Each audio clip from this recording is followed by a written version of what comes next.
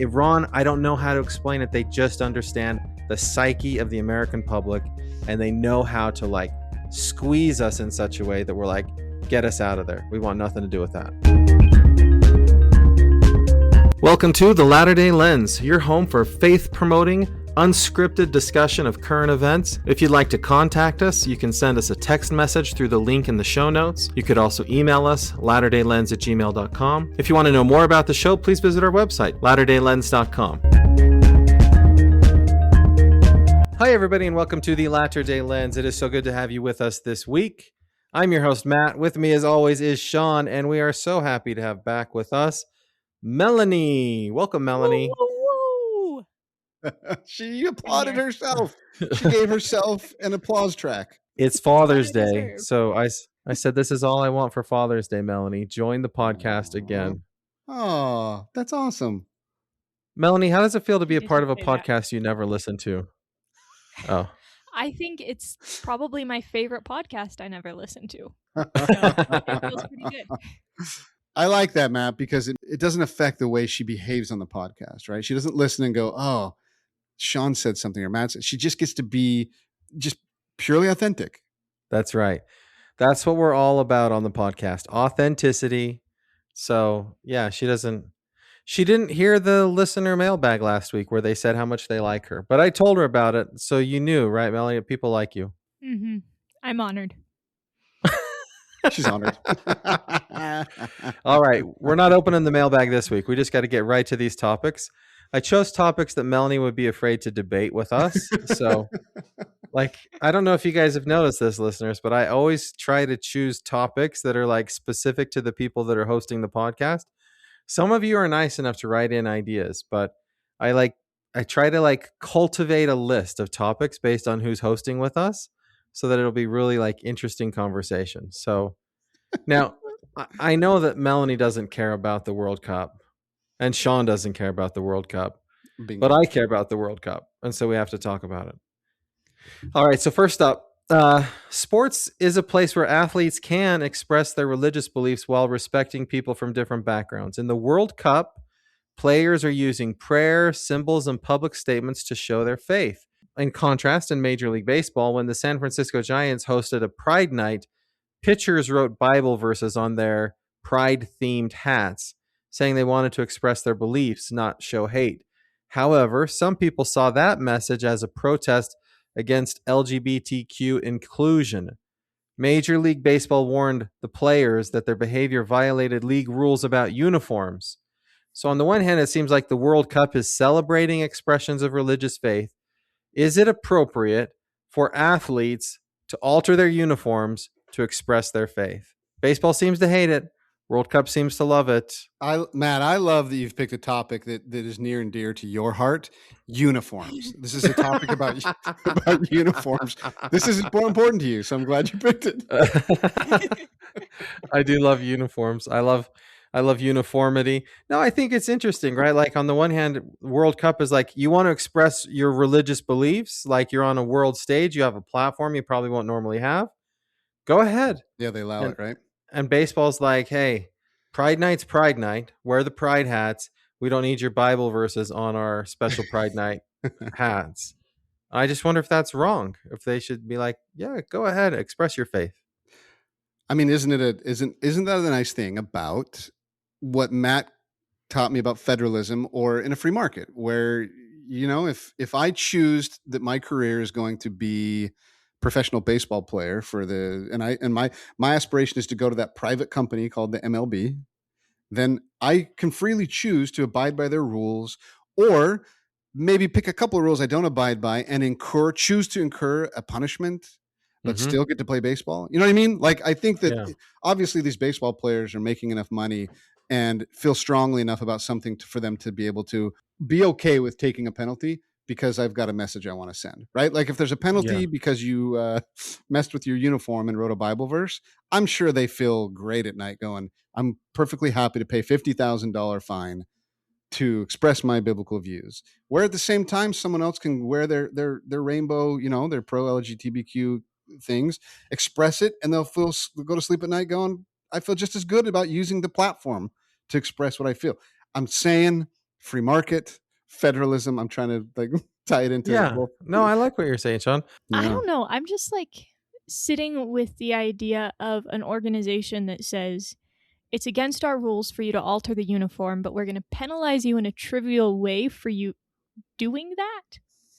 Like, if it's just a $50,000 fine and like it's no big deal to these baseball players, then why even have the rule, you know? Yeah. Well, $50,000 is still $50,000. Yeah.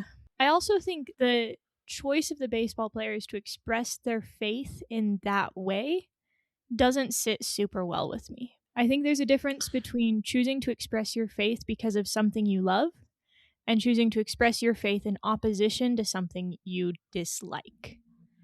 And I think organizations should encourage expressions of faith because I love God and I want to show my love for him, and more strongly discourage expressions of faith that are, I disapprove of another person's actions and I'm going to condemn them with my faith. Can I give you an example, Melanie, that just tests that theory? So Yes, please. let's say there's a team that used to be called the Indians or the Braves. Which one is it, Matt? Cleveland Indians, Cleveland Indians, Atlanta Braves. Well, one of them used to have a mascot of a characterized Native American. And Yeah.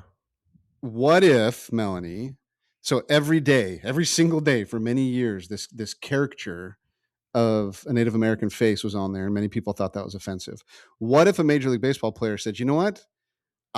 My beliefs are that this is offensive, and I'm a part of this team, and I have these rules about uniforms. So what I'm going to do is put a picture over that face of one of my hero Native Americans, and it's going to be a photograph of him that shows him in his like beauty and glory. And I'm going to defile my uniform in doing that. I'm going to express my belief that way. Would you feel the same way in that situation as you do about the guys putting Bible verses during Pride Month? I think I would be more in favor of that, but like it does poke some slight holes in my logic. I just think I have no issue with defiling the uniform. You know, like if you want to write a Bible verse on your uniform, go ahead and write the Bible verse on your uniform. But writing it on a rainbow uniform during Pride Month in direct opposition to the Pride movement feels antagonistic. And I guess like the Native American example would be but it's a cause I'm more in favor of. There, okay, got it. So this is an issue where my views have sort of evolved over the last maybe like 15 years. Matt, have they evolved or have they progressed? Which one? They just changed, right? Regressed. So I like to think that I'm maybe interesting. Well, so if I like 15 years ago, yeah, that would be, before same-sex marriage was changed by the courts, like early, let's say 2008 when Prop 8 was going on in California. At that time, I remember clearly feeling like I was upset because I said the gay community, they're trying to create a special status for themselves. They're trying to equate themselves with racial minorities. And I don't believe that the LGBT community is the same as racial minorities, because sexual orientation is a choice, or it's a behavior, I guess is what I would say. Sexual orientation is a behavior, whereas the color of your skin is something you can't do anything about. And so I remember at that time, I would feel like, okay, when you're telling me I need to celebrate Pride Month or I need to celebrate this, well, in my faith, like that behavior is sinful. And so I don't like you telling me that I need to celebrate behavior that I believe to be sinful. And so if I put myself back in that mind frame, then I say I 100% understand why these baseball players, if you're forcing them to wear a Pride Month hat, I could see why they would say, I would like the world to know that I don't believe that this behavior is not sinful. I don't believe that this is behavior that should be celebrated. And so I think in some ways I'm really sympathetic to the baseball players and their expressions of faith, because I never want to exclude expressions of faith in any context. And I guess I can relate to that because however many years ago that was, I really felt that way and I really believed that way. And I would have been upset at any organization that said to me, you have to express support for this, and you're not allowed to express dissent when it's a deeply held personal belief. That to me seems wrong for baseball to do that. which is why I celebrate the World Cup, because I think that's how you ought to do it. Like, if people that you only get so many chances to be on a world stage, and if your religion and your faith is such a huge part of who you are, how dare an organization tell you you can't celebrate what you love, but you can celebrate all these things that we love? Like, to me, that's what's wrong. It's like, I understand it's not like a government telling you that. I understand it's a private organization, but it still feels wrong for anybody to tell somebody else, you have to express this, and you're not allowed to express the way you really feel. I think I agree with that. I think the organization should not force them to wear pride-themed uniforms. And I think it should let them express Bible verses if they want to, but just kind of stay out of it. Like, if they're going to make an exception, right? They're going to change the uniforms for a night to celebrate something. Players should have some latitude in expressing what they want to express on alternative uniform night. That's just what I think. Yeah, and I think I guess I didn't realize that the soccer organizations are actually pro free speech in this sense. Mm-hmm. Yeah. And yeah, okay. I mean, it doesn't make me want to watch a 3-hour soccer game with 2 goals, but I do admire that more. Yeah, I do. I agree. But Shawn, Instead, Shawn wants to watch a 5-hour baseball game with 0 home runs. I don't watch baseball games. No way. I watch the highlights in 10 minutes. I guess I could do that with soccer too, which I do sometimes. All right. The 3-minute recap of action. I record it on my TV, and then I fast forward to where there's a goal, and then I go back 5 minutes and watch just before the goal happens. You know, they do that for you on YouTube. They just make highlights that you don't have to sit there for 3 hours fast forwarding. Melanie, teach your dad to live in 2026, please. You can also see the shots that almost went in, but then didn't. Because that's like 80% of the game. You can tell Melanie's husband does that, watches the highlights to the World Cup. He's made me watch a couple games too. He'd resent me presenting it that All right. way. I think he's glaring at me now, but Melanie gets the points for taking a stand while her husband was watching her take that stand. Nice. All right, the next topic. So for listeners who don't know, although Melanie is a STEM major, she recently completed a course called History of the Middle East. So I'm expecting some heavy content from Melanie in this question. Yes, please. Yes, please, Melanie. The 2015 Obama nuclear deal gave the United States strong protections against Iran developing a nuclear weapon through strict limits on Iran's nuclear program and extensive inspections. In return, Iran received sanctions relief. If you compare that to the 2026 memorandum that was signed this weekend, it focuses more on ending conflict and improving regional stability. The United States gets a ceasefire, promises that Iran will not develop nuclear weapons, and safer trade routes through the Strait of Hormuz. It's Strait of Hormuz, by the way. I did that on purpose. Oh, nice. Because I did my research.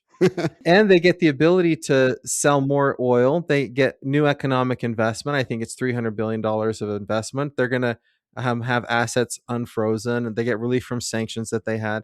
So compared with the Obama deal, this new agreement offers the U.S. fewer specific nuclear restrictions, but gives Iran larger economic benefits. So here's the question. Who is better at deal making, Trump or Iran? We're not even going to talk about Obama. Iran or Trump? Who's better? Can I make a snide comment? Only if you ask permission. On the one hand, we have Trump, who's written a book about the art of the deal. So, he's got to be good at it, right? But on the other hand, we have Iran, who just had their leader assassinated and still somehow came out of this with the better end of the bargain. So I don't know. We've got a book versus results. Mm-hmm. And so you, with all of your extensive knowledge of the history of the Middle East, you have no position on who's better at deal making other than just a snide remark? I think the position makes itself. And the way your dad asked it probably please tell me I'm wrong. It in a certain way. Please. What my dad neglects to mention is that I was putting together a timeline of Iran, and I went to him and I was like, I'm looking at these historical sources and it doesn't make sense. Why did Trump declare war? And so all of my information about this nuclear stuff came from my father.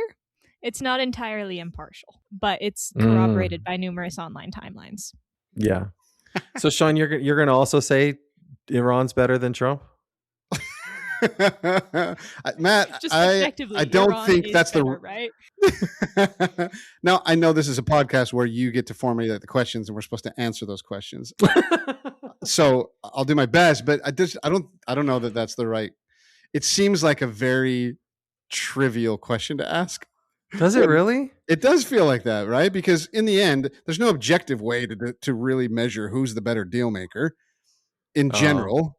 And it does feel like a little bit of, I want for all my Trump listeners to be triggered a little bit. That's what it feels like a little bit. So, well, I did phrase it that way intentionally. Yeah, it's true. I did phrase it to sort of trigger people, but also it is an interesting question. But the real way you probably should have asked the questions without beating around the bush was, hey, Trump has put together a worse deal than Obama did, and it seems like Iran has got the upper hand on Trump. Correct? That's really your question. Isn't that true? No, it's actually, I only phrased it Trump or Iran because I actually think Iran is better than every US president. Iran has outplayed us since 1972 whenever it was that they took over. Like, whatever it is, Iran knows the limits of US support for military action in the Middle East. And the fact that Obama was so excited about his deal, which by the way wasn't a great deal, and the idea that Trump is so excited about his deal, like over time it gets better. Like, we went into Iran and we decimated their military and their Iran leadership. and their leadership, and Iran doesn't even have the capacity to strike us militarily at all. And the fact that they're getting a better deal now under Trump after this military action than what they had before we blew up so much stuff in their country, and the fact that we're agreeing, like, they know how to play us. So it wasn't really to me like a question of Trump or Iran, although that is a funny way to say it. Iran is just better at negotiating than the United States of America. So Matt, just follow-up question to challenge that a little bit. To what end? Like, if you say they've been great since the 70s, they're better since the 70s, to what end? What is their accomplishments that you can point to say, yeah, they've done a great job, better than we've done, and better than our presidents have done? To what end, right? They don't have nuclear weapons. They don't need nuclear weapons. Why do they don't even need nuclear weapons, right? But to what successes do you point to that shows that they've negotiated better? Okay. What position are they in superior to anyone else that shows that they've done a good job at negotiating? Okay, so let's say this. Prior to, let's go back like in time 5 months, right? Before we went in and killed the Shah. If you had asked most Americans, hey, look, Iran is killing their civilians. Iran is a terrorist regime. It seems like they've lost popular support. Do you think that there's a chance that somehow there could be a popular uprising and they would overthrow the Shah of Iran? I think there's a good chunk of Americans that would have said, yeah, there's a decent chance that could happen. Yes. Yeah. Today, nobody thinks that could happen, right? Today, yes. Right. So Iran has established themselves as a permanent power, a permanent force in the Middle East that's not going away. And Israel was hoping to totally decimate them and get rid of the Iranian threat. And in exchange for all of this, what Israel gets is an agreement that says that they can't go into Hezbollah and Lebanon anymore. Like, every single thing that the West, will say, tries to do to dethrone Iran emerges victorious and digs their heels in. And it's like, yeah, they're Matt, winning. I mean, you answered it perfectly. Okay, I didn't expect you to be able to give us such a good answer. So I guess my follow-up question would be, the timeline that I saw was, look at us, we just took out, like, literally, before the Straits of, what is it? Hormuz, before the Straits of Hormuz started to be in the news, the view, I think, from a lot of Americans was, what? We just took out the Ayatollah Khomeini? What? All their leadership is dying, like 5 guys every day? What? We've bombed all their infrastructure, bridges, all this stuff. We're like, dude, I guess this all comes as a surprise, but if this was their goal, they're killing it. And then all of a sudden, the Straits of Hormuz started to come into the news, and everything turned. So You're saying that the reason that Iran is such a good negotiator is because they really do have, from my layman's, dum-dum perspective, they have the Straits of Hormuz for some reason. Like, they control that waterway, and whatever oil goes in and out of there, and that gives them all the power. Which, that's by the way, that's the perspective. That's the perspective that it comes that I see. And they didn't control it before, right? And it was something they were not allowed to do under international law and international agreements. And we didn't have the foresight to say, hey, let's figure out a way to stop them from doing it. But that's just the most recent example. It's like whenever we try to impose our will militarily on Iran, they find our Achilles heel and what it is that they can do that will make Americans say, we give up, whatever you guys want. Yeah, I guess you don't realize how much power they have until we're sitting watching our news every day, watching it unfold. And in the end, we realize, oh, Iran actually does have power. Yeah. Tell us, Melanie, what do you think? I think that we learned about Iran at the very end of the class and I was stressed. But I think all we have to do to understand how this played out is think about all of the justifications that were presented going into Iran. What were the objectives we wanted to bring about? And after assassinating the Shah, none of those objectives have come to pass. And Iran has arguably a better end of the stick than they had before. And I think that tells us all we need to know. And this is just the most recent example. It happens time after time after time. We used to have an embassy in Iran, right? They took them hostages. This was in the Carter administration.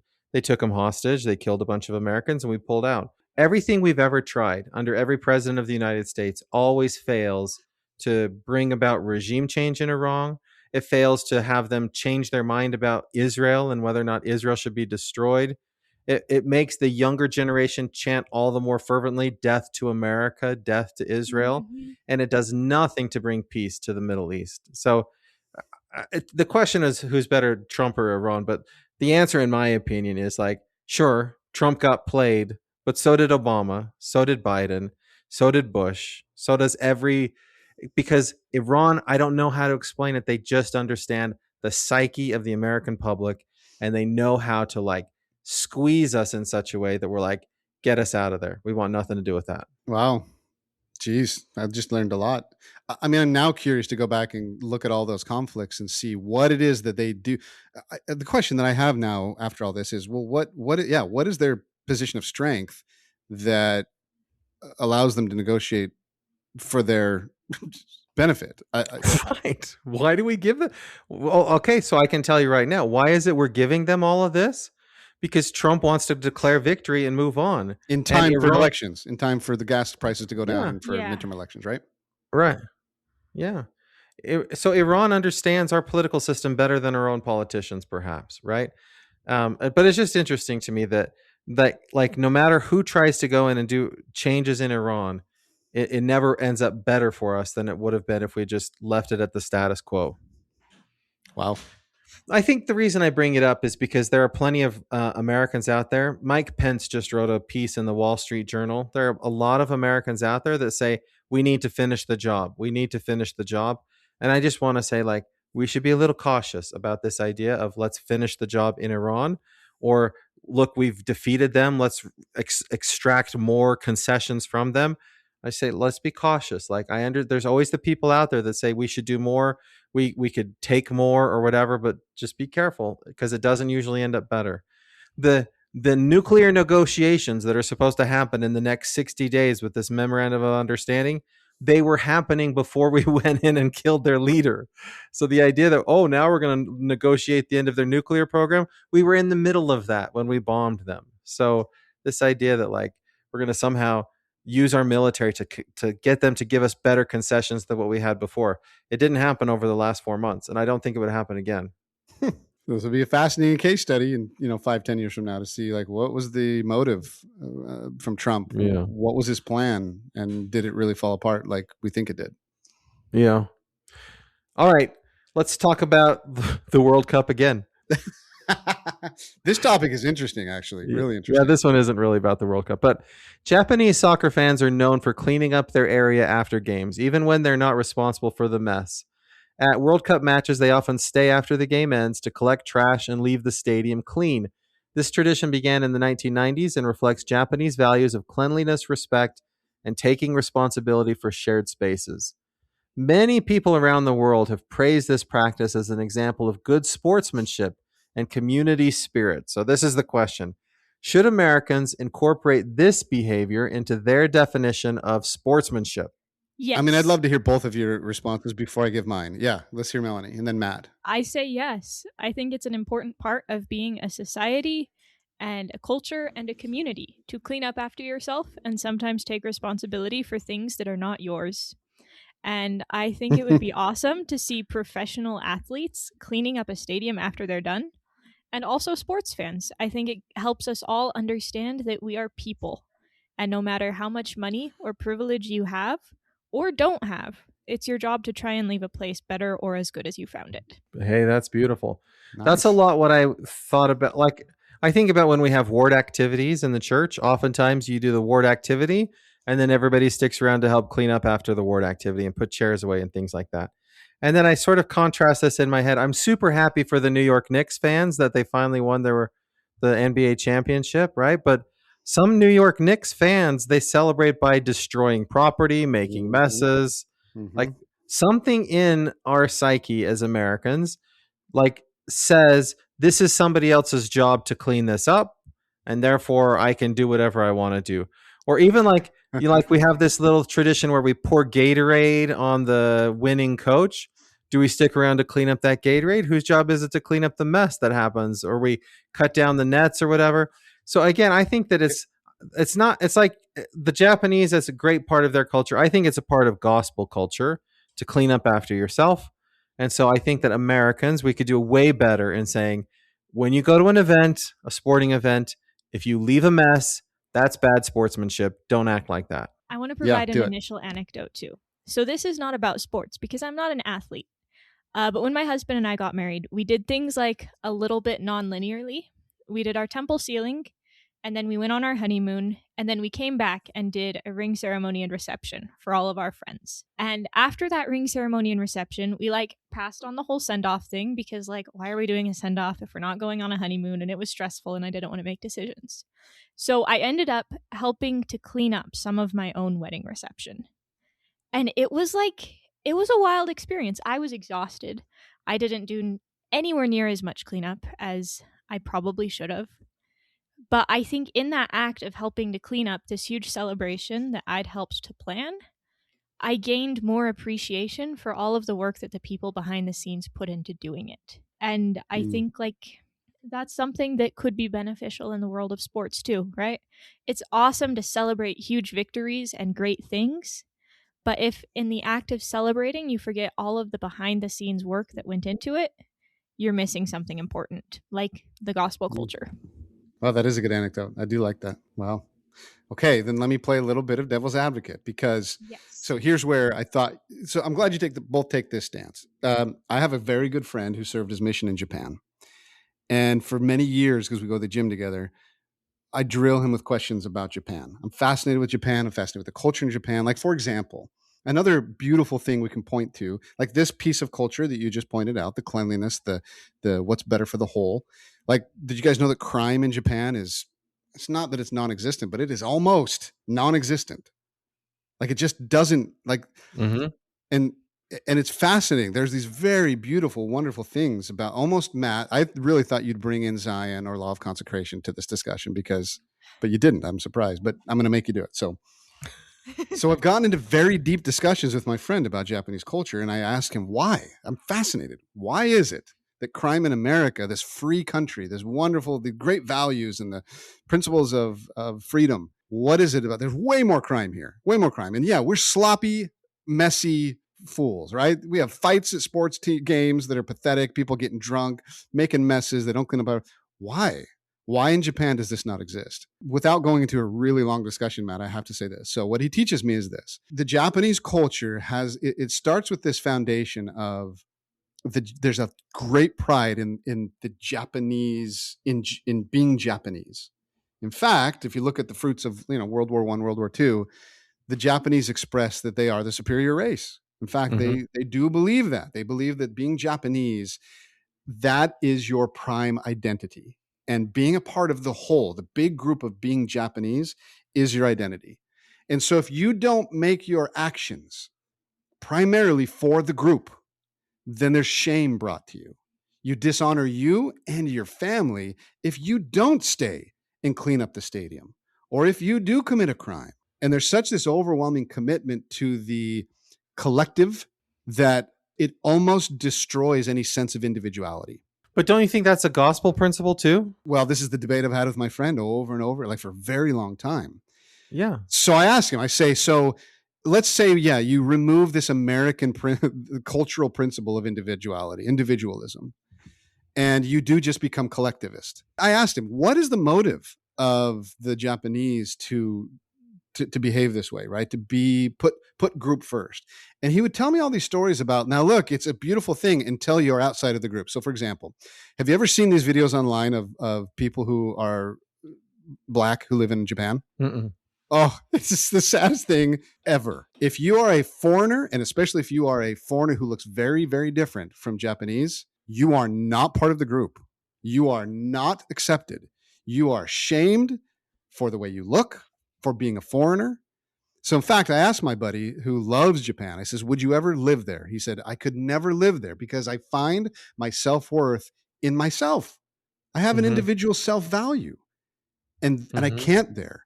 Like you cannot. And so he says, they will always call me a foreigner there. They would never, ever accept me as because I'm not Japanese. In other words, they're very, very racist in Japan. For sure. Yeah. And I had a friend, he's part white, part Japanese. And he kind of had to leave Japan because being part white, part Japanese, he was an outcast. He was rejected in his community.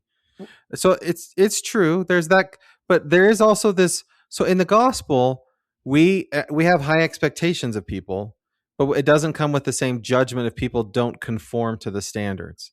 So the reason why everybody stays after state conference and puts chairs away, it's not because everybody's watching who left and didn't put the chairs away. It's just like, this is what we do. And so I think you can have a gospel culture of cleanliness and community. You can have community without racism. But the reason that Latter-day Saints do that after state conference is, and Melanie, you might get angry here, I think it is because of individual. The scriptures teach that we need to seek out and work out our own salvation. It is not, Matt, you and I, you probably don't remember this, but we had lots of discussions in our mission. I would ask you, is it unrighteous to seek for your own salvation and exaltation? Right? Like we are taught to serve others, make others put others at the first thought. But is it unrighteous for us to seek after our own righteousness, our own exaltation? And I think the scriptures teach us, no, you have to be self-interested. It's not evil to be self-interested, right? Did Jesus have self-interest when he came to this earth and suffered for all of our sins to receive his own glory? No. You don't think he had any self-interest? I don't know. What do you say, Melanie? I don't know. Like, I think we're taught that the things that bring us salvation are like primarily covenants with Christ, but in our behavior that should be manifested as serving others. So we seek our self-interest by looking after the interests of others. But only if that self-interest is out of individual desire to be seen by God in a certain view. In other words, what my friend was telling me is that oftentimes the Japanese culture says, I just don't want to be shamed, right? I don't want to be an outcast. So I'm going to do what is expected of me. And I don't know, Matt, you've always said to me, is it okay to do the right things for the wrong reasons? You always would ask me that question. Right. And my friend kind of suggests that that's what the cleaning up after the soccer stadium in Japan is. It's you're doing the right thing, but not necessarily for the right reason. You're doing it to not be shamed. You're doing it so you don't fit in the outcast category. You're not doing it because you love. But it doesn't have to be that way. The gospel teaches people a better way. And there's this component of the Russian Orthodox Church that I think it's in our church too, but I wish it was a little bit more, which is you cannot be saved alone, right? For our church, we often think of salvation as an individual thing. Like, I'm going to do what I need to do to be saved. And in the Russian Orthodox Church, the idea is that the church is saved. We're saved as a group. We can't do it alone. We need each other. It's definitely there as a theology in our church, although we don't express it very often. But it's there, this idea that I go to church to worship as a group. Worship is not an individual thing that I do alone. I work together in a group and serve others and help others and build others, because that communal work helps me to become a better person. So I think you can incorporate this idea of we as a group, like it doesn't have to be shame, but we as a group believe that this is how we ought to behave.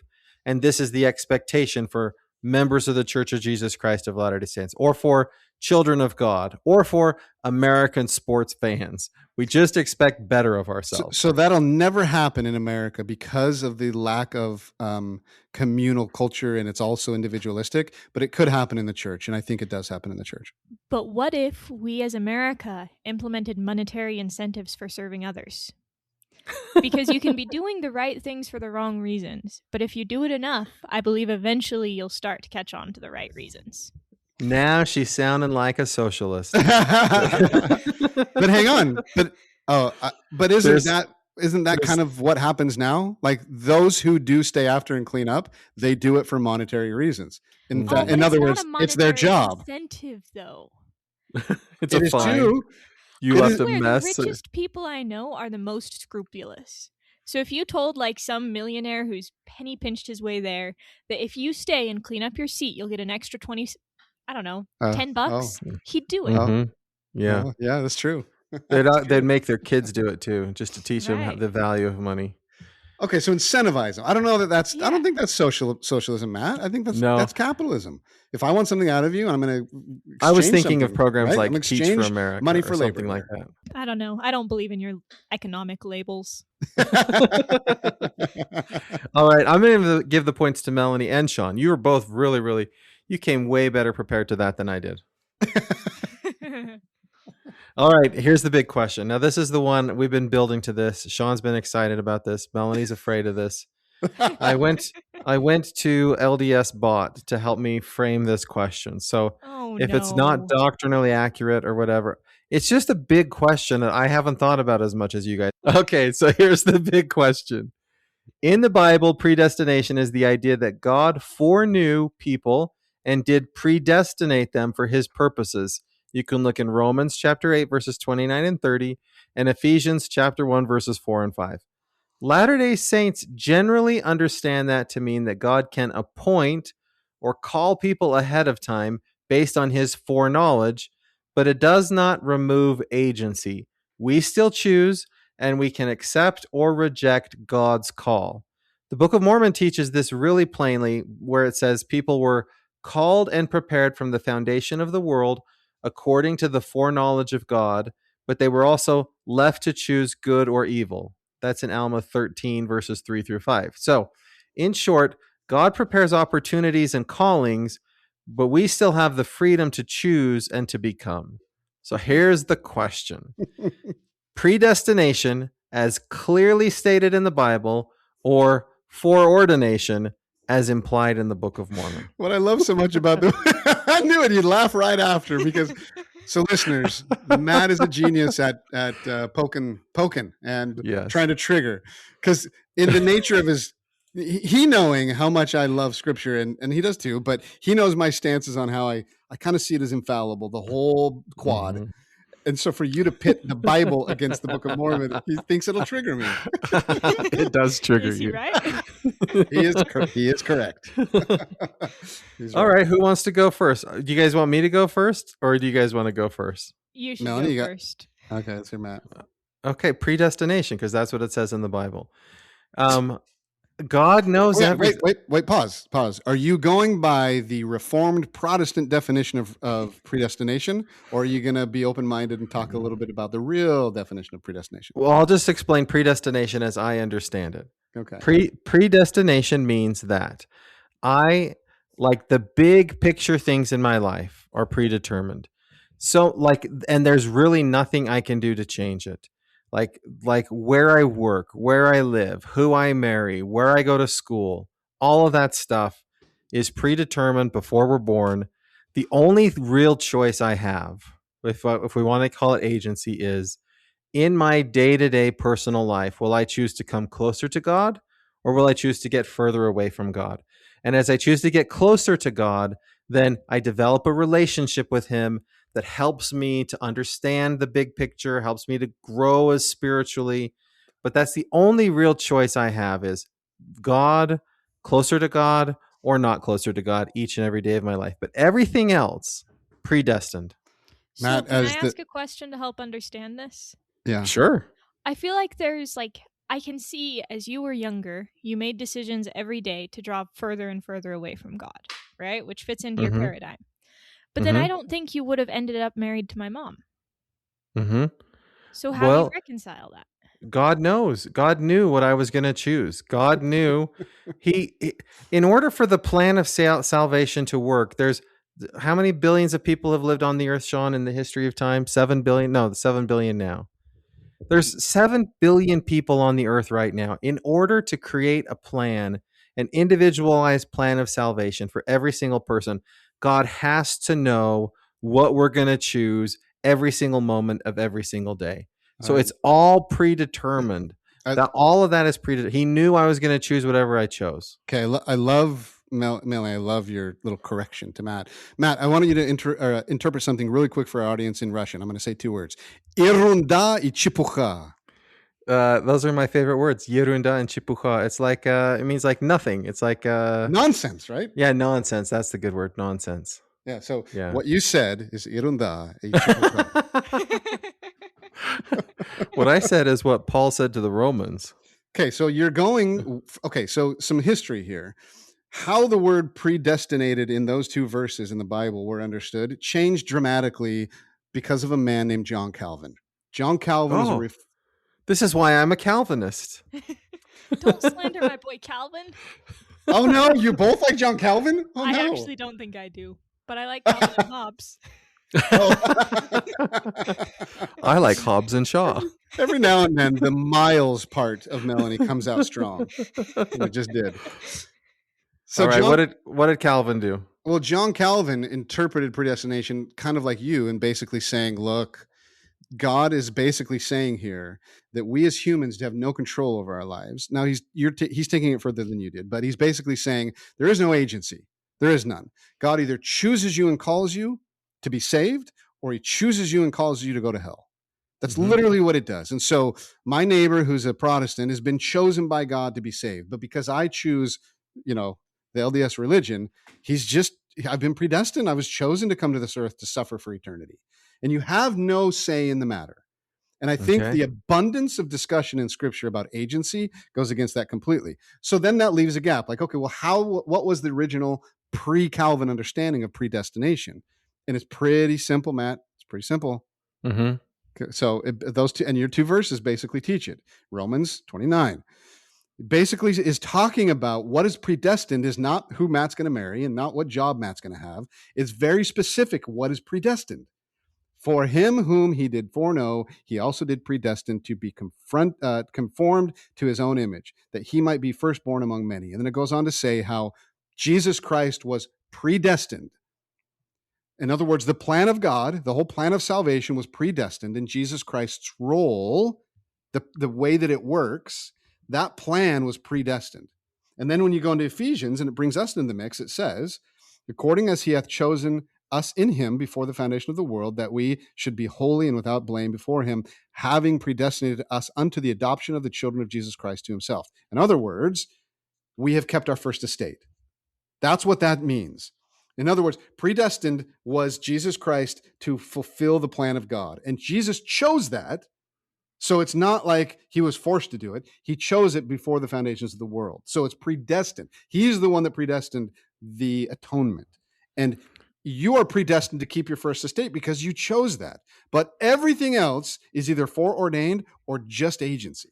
What's the difference of foreordination and predestination? So there's this list of things that God foreordained for you to experience. And whether you choose those or not, you would be, if you choose them not, then you're abandoning the opportunities and blessings that will come. Predestination simply says, Matt, if you choose to keep your first estate, which you did, and the evidence is that you have a body and you're on this earth, I've predestined you to come to the earth and partake in the plan of salvation that is enabled by Jesus Christ's atonement. You've been predestined to do that. That's all it's talking about. Okay, Melanie, what say you? So I want to ask Shawn if he thinks that somebody other than Joseph Smith could have brought about the restoration.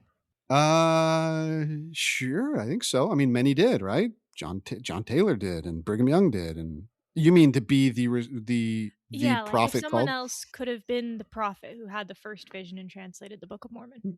Yeah, if Joseph Smith didn't choose that, if he didn't choose to go to the grove that day, somebody else would have showed up. Like, do you think there are other people who were foreordained to be the prophet of the restoration? Oh, that's a good question. Foreordained or predestined, according to the definitions? You're saying foreordained. I think. Foreordained. I mean, I'm agnostic on that because there's no doctrine, there's no teachings or scripture that would say otherwise. But when I read about the prophets all throughout scripture, they clearly are called to do the things they do, but are chosen because they're choosing to do it. Like David was called and chosen to do certain thing. He chose against it. Like he rebelled against it with Bathsheba. Like that was his choice to fall from his foreordination. That's clear. So I think Joseph Smith, sure, he was foreordained and definitely could have chosen to fall from it and did make some mistakes. And in that case, was someone foreordained to step up in his place? Sure, yeah. Okay. And you think that what person do you was think? just never given the opportunity because Joseph didn't fall in the necessary way?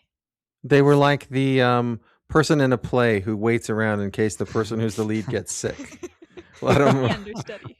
Yeah, there's a foreordained understudy for every foreordained calling. Or maybe Joseph was the understudy for somebody else.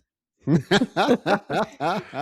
still not saying what you think, Melanie. Yeah, I mean, those are great questions. I mean, is it hard for me to think that if Joseph would have halfway into his calling rejected it and sinned and fell away or whatever, that perhaps Brigham Young wasn't foreordained to take over the thing that Joseph Smith came to do? Sure, I can go with that. Or I guess your anecdote is more like at 13 years old, or 14 years old, if Joseph would have rejected the call or his feelings to actually go into the grove and pray. If he drank alcohol during that one leg surgery, you know? He's like, okay, Dartmouth Medical Center, I need the booze. You're asking me, has God already foreordained someone? Predestined is the answer. It's predestination. It was Joseph Smith. It was always going to be Joseph Smith, and there could be nobody else but Joseph Smith. No, that's wrong. Just like you have no scriptural evidence of that. None. There's no scriptural evidence of foreordination. It's just Have you read Abraham? Yeah, of course. Before that was born.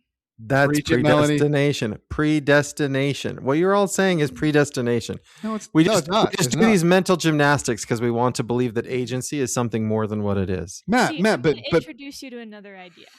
I've been Melanie. thinking about this for a minute ever since someone told me that they believed God didn't know anything, and I was like, "Bro, what?" And I was talking to my somebody kind of like famous, somebody like well known in the church. Perhaps. Okay. With no particular authority, though. Just a lot of books. Yeah, just an author. I was talking to my quantum professor the other day about quantum physics and whether quantum physics is deterministic, right? Do you know what's going to happen? And he was like, well, it's not individually deterministic because you don't know what's going to happen with every quantum state when you observe it. But it is probabilistically deterministic. You can say, if I observe this many particles in this way, this many times, then about 50-50, I know what's going to happen, you know? Mm-hmm. Or you can say it's like 99-1. And I've started to think that I think that's how our lives are. God knows us really, really well. And he can say, I know 98% of the time in these situations, Joseph Smith would go to the sacred grove and have this experience and bring about the restoration. And maybe 2% of the time he won't, but I'm banking on that 98%. And he knows all of us as actors so well that he can predict our lives pretty dang well. Mm-hmm. But sometimes you have the prophecies in the Doctrine and Covenants where you have to act and course correct, because if you didn't course correct, everything would fall apart. But we're agents and we can choose and we can make these decisions. And God doesn't know us down to every single minute action, right? He doesn't care what I have for breakfast this morning. He's not going to tell me what peanut butter to choose because that doesn't shape the scope of my life. But he knows that like 98% of the time, Melanie's going to go to BYU and marry the person she marries. Okay, so let's take that idea a step further. If I only have agency in things that don't matter, like what I have for breakfast, is that really agency? No. We have agency in the things that matter too. But God knows us. And he knows that Melanie, born to Matt and Sandra, is going to grow up to be obedient because of these different situations. And she's still making that decision every day. But God Come knows. on. In fact, I believe that God is all knowing and all powerful. Yeah, I think he does. It's not probabilistic quantum mechanics or physics for God. He knows exactly He what's going to knows the happen. probabilities. Yes, for every single person and every single decision. So that's right. He understands the probabilities so well that it's all predestined. So Matt, Because hang if on. you make a choice that has all this, like, changes everything, then that ruins everything, and he's in control of it all. So hang on, Matt. So whether Melanie's probability, reason defining predestination is correct, or your Calvinist version of it is correct, help me understand. That still doesn't mean that agency isn't involved. In other words, just because Heavenly Father knows that I'm going to make the choices out of my being an agent, and I'm going to make the choices I'm going to make, that is not predestining me. In other words, it's not destined to happen, and he's controlling me to make those happen. He just simply knows. But Well, again, yeah. when I exercise the manipulation pattern as a parent, I know that if I create a certain situation for my children, I give them two choices, and I know which choice they're going to make most of the time. And so if I set everything out in advance and I say, you can choose this or you can choose this, and I know they're never going to choose the other option, they're always going to choose the one option. And I say, okay, now you can choose this or you can choose, like a choose your own adventure. I can guide all of their decisions by the choices I place in front of them. And that is, I could call it manipulation, but predestination makes more sense to me. That God knows it all in advance. But again, just because he knows it doesn't mean that he's manipulating it. Absolutely not. He doesn't have to manipulate it because he knows what I'm going to choose. But that's the key. But that's the key difference between predestination and foreordination is agency. So you either have to believe that he is controlling the choices you're making. He's already told you you're going to marry Sandra. You have no choice in the matter. I already know you're going to do it, and you don't have any agency in that matter. Or he knows what you're going to do, so he has the foreknowledge. He is an eternal being where we are finite. He's infinite, so he knows that. But you still are choosing it. He just knows you're going to choose it, but you don't have to. So we'll take a step back to where my doctrine comes from. My doctrine comes from, it's also the book of Abraham, where it says, we'll create an earth whereon these may dwell, and we will prove them herewith to see if they will keep all the commands that we will give them, right? So the purpose of this life is, it's like proving us, it's testing us. Will we choose God no matter what happens? And the context where it says, Lucifer sought to destroy the agency of man is in that specific context where it's like, here's this plan, and we're going to let people choose, serve God, don't serve God in every situation. And Satan's plan was saying, no, people won't have that choice. So my theology is Satan wanted to destroy agency of man in the only place where we could actually have agency, which is I will choose to serve God and I will choose not to serve God. All the other choices were predestined. All the other choices were already determined. Where you're going to live, what you're going to do, all that stuff. You don't have agency in that stuff. But what you have agency over the Don't you only think thing that your matters. decision to come to BYU Idaho was a choice to serve God? Yeah, of course. And you could have chosen otherwise and been choosing not to serve God? If I had chosen otherwise, ultimately I still would have ended up in the same spot. Big picture. I'm just saying, like, in my life, I've tried to change the outcomes of things, and you just can't. Really? You've tried? Whether you're bad, I'm whether sure you're I good. could find you a weed dealer in Rexburg, Dad. Ultimately, right? You say, you know what? I'm going to do this and become a billionaire, and it doesn't work out for you, right? I'm going to do this. People like spend their lives spinning wheels trying to create some kind of different life for themselves. And if they could just accept the idea that it's all predetermined, ultimately, you're going to end up where you were supposed to end up. However, you can choose how you get there. You can do it the way where you serve God and feel joy and peace and happiness in your life, or you can choose the other way where it's like miserable and awful and whatever, but you're still going to end up in the same place. Melanie, I think Matt is playing a game here. Does he actually believe this? I 100% believe all of this. I think he's deeply sad inside right now, and this is the only way he can justify it. Okay, I love that you said that, Melanie, because that's how I respond to what you're saying. The idea that you think you don't have control over certain elements of your life, and you just go, well, this is where I'm so predestined to be, is against God's will. I do think it's an excuse. I think it's a way to I'm not saying you specifically, but I think that doctrine is bad because it's teaching people, yeah, you don't have control. So if something's happened to you or happening to you that's against what you want, you just accept it, just go with it. And that is so anti-scripture, Matt. Any discussion about predestination, the two that you just provided, speak nothing about that, Matt. I don't know. I think God has power to change and shape circumstances in our lives. And I think sometimes he may shape the circumstances in ways that make us feel stuck. But I think that we always have the power as agents to push back and try to change our circumstances. And whether he's sticking us there forever or not, it's on us to try and make the world a world we want to live in.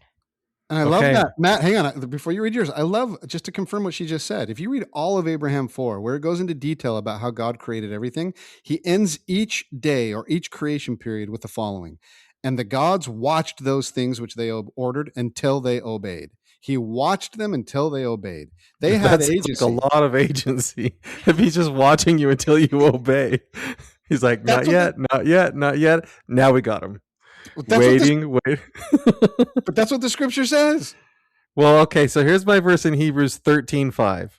It says, let your conversation be without covetousness, and be content with such things as ye have, for he hath said, I will never leave thee nor forsake thee. It's not sadness. It's not like oh man, my life is so sad, it's so awful. It's God wants us to be content with the life. God loves each of us so much that the life he has blessed us with, though we don't get to pick what it looks like, it's a beautiful, wonderful life. And he will never leave us and he will never forsake us. So just be content with whatever job you have, with whatever money you have, with whatever life situation you have, because that's not the point of life. The point of life is knowing that God will always be with you, and you can choose him and have that peace in your life. And that's way better than trying to change your life situation. So, Melanie, if your new wonderful husband, and we've heard he's amazing, but if tomorrow he decides, I really want to go bowling with the boys every night of the week, that's just what I want to do. I feel predestined to do that. That's my life. And now you get to be with him maybe an hour a day. Matt's advice would be, you've been predestined for that life. Be content, dude. Or let's take it even further. What if your husband starts to be abusive or something like that? Get out of that marriage. No, be content. What are you talking about? Be content. You can choose content. That's fine. Ultimately, you will leave him. Ultimately, you have no choice. Ultimately, you are going to leave. That God's merciful in that way. I mean, these are big questions we're wrestling with. And I didn't think that I would persuade them, because I've never persuaded anyone of my view, because we're all brainwashed into believing that we have... manipulation pattern isn't working very well, is it? No, I'm not as good as God at this. But... Hey, listeners, we'd love to know what you think about it. It's been super fun. I know that Shawn, he could do this for another hour. Like, this is Shawn's thing. He loves this. And every so often, out of gratitude to Shawn for joining this podcast all of these years, I've got to give him at least a topic that he likes to talk about. Thank you. He had to endure the World Cup stuff for a little bit today. So I was like, let's give Shawn a big question that he loves. Listeners, I hope you loved it as much as we did. We'll talk to you again next week. It's always sad to say goodbye, but we hope you'll join us again next week. New episodes drop each Wednesday. In the meantime, subscribe to the podcast, give us a like, and visit our website for past episodes. You can comment on the show at realmormonism@gmail.com. Thank you for making us one of the most listened to podcasts. We love our listeners.